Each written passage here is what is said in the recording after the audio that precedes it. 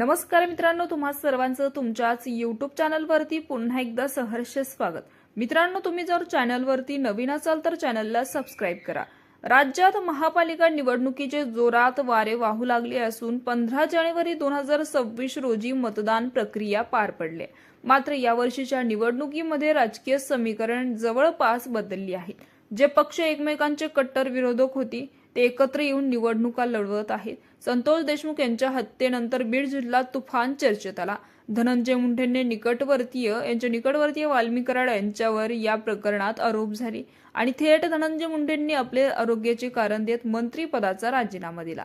धनंजय मुंडे यांनी मंत्रिपदाचा राजीनामा द्यावा लागला। बरोबरच याकरिता धनंजय मुंडे यावर प्रचंड दबाव होता। शेवटी त्यांनी राजीनामा दिला।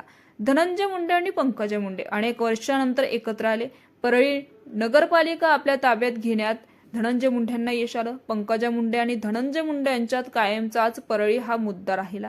परळी हा भाजपाचा बालेकिल्ला राहिलाय। भाजपाची एकहाती सत्ता परळीत राहिली आहे। गोपीनाथ मुंडेही येथूनच निवडणुका लढवत होते। मात्र धनंजय मुंडे एनसीपीत दाखल झाल्यापासून एनसीपीची ताकद वाढली। आता दोन्ही भाऊ बहीण एकत्र आल्यानंतर आगामी निवडणुका परळीतून नक्की कोण लढणार यावर सतत चर्चा सुरू होती। नुकताच आता मंत्री पंकजा मुंडे यांनी परळीबद्दल मोठं विधान केलंय। जाहीर सभेत पंकजा मुंडेंनी म्हटलंय की मी परळी धनुभाऊंना देऊन टाकली आहे। आता परळी धनुभाऊ सांभाळताय। मी परळी इतकेच माळा कोळीवर प्रेम करते। मी आता माळा कोळी सांभाळणार आहे।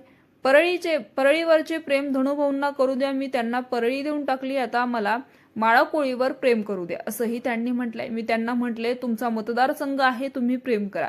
मी आता माळा कोळीवर प्रेम करते। पंकजा मुंडेंनी एक प्रकारे अत्यंत मोठं संकेत देऊन टाकलं।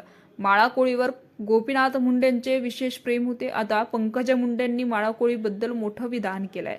यामुळे नवीन राजकीय समीकरणे बदलणार का हे पाहणं महत्त्वाचं ठरणार। तर मित्रांनो, याविषयी तुमचं मत कमेंट बॉक्समध्ये कळवा आणि चॅनलला नक्कीच सबस्क्राइब करा।